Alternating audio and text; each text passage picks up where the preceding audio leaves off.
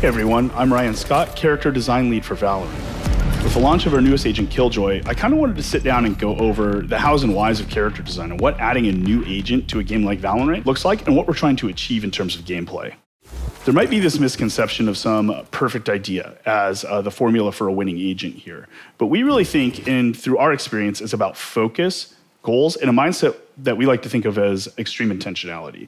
That is really understanding what we're trying to make and what it looks like before we even sit down and try to make it. I'm going to use a couple of our examples of our more recent releases, namely Killjoy and Reyna, just to clarify some of the points I want to make, and they're pretty fresh on our minds, so I think it'll help. The first thing we like to do is try to define the target player of whatever it is we're trying to make. That is, who should want to play this and why? Reyna was an example of a really clear player type, someone who wants to get high frags, values combat, killing, and dueling over all else, and kind of is making a commitment to the team that says, I will top frag to have value. What if we had a character for entry fraggers that wasn't a death sentence against coordinated teams or people who are actually playing well? After we kind of discovered this aspect of who should be playing it, we really want to start on the paper kit at this point. We have a little bit of a target, and this is where we get into the second stage of how we're going to make this game design come to life. Before this, we usually don't have an individual ability, just kind of that target, that area we want to hit.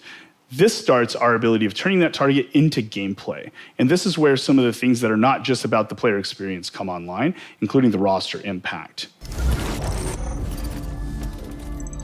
The roster impact is really about when we add this character, not only why is it fun to play for the person we want it for, but what's it actually do? Our characters need to do something when they are added to the game, something that adds new opportunities, new challenges to fight against, new team comp opportunities, right? That is what we kind of call this roster impact, and we think it's really important. It's not enough just to be a piece of cool new content or fun for the target player. We think the player experience does matter, but the health of the competitive ecosystem matters more in our mind. Let's take a look at Killjoy as an example.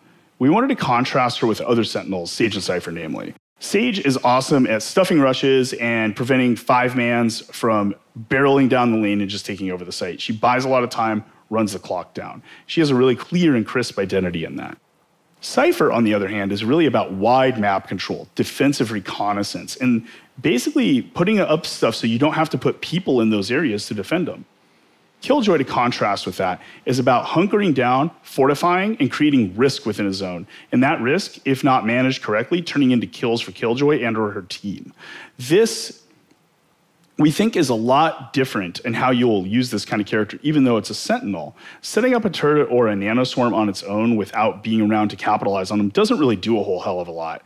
Dealing with two threats at once is the way that Killjoy really accomplishes this defend and convert kind of pattern that we wanted to see out of her.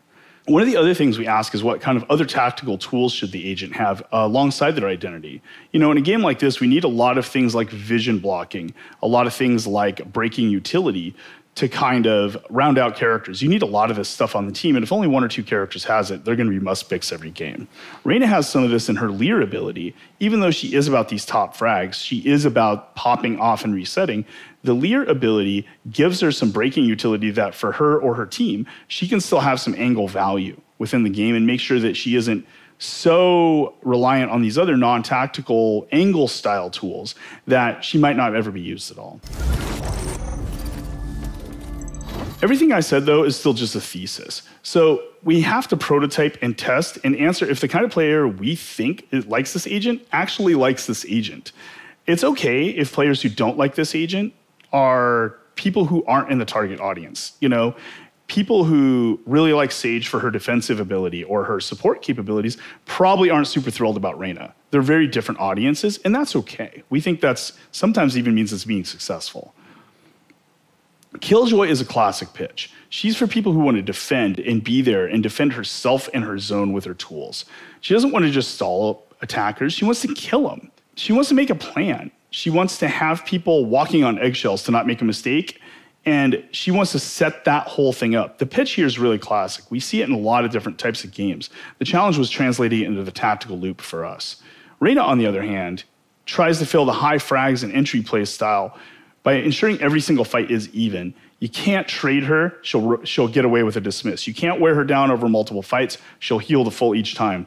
You need to beat her straight up on her terms. And that's the fantasy that a player who says, I'm going to go out there and top frag really wants to see. And then those provide new challenges also for the enemy players to deal with. Through this stage of prototyping, our characters usually evolve a ton. And what we ship is almost never what we started with. And I think that's important that it isn't.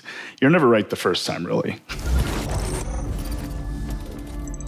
One of the things we really think about when it comes to terms of game balance is a control panel.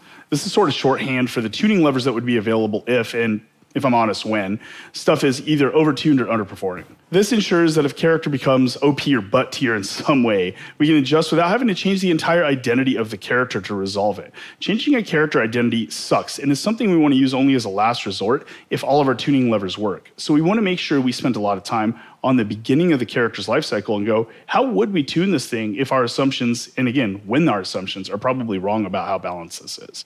In the end, it's about a big picture approach. Balance is temporary and metas come and go. Balanceability is permanent.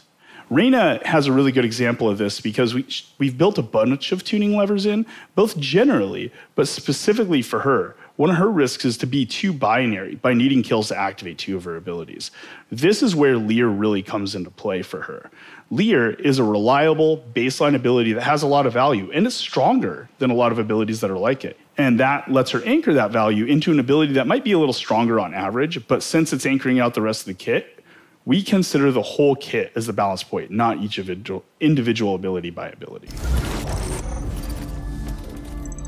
Remember, we're looking to shake up Valorant with new possibilities in ways that fit the tactical loop of the game. What we introduce is going to be a bit disruptive. The learning curve of a new agent means that it matters. It's meaningful. It's going to add something to the game.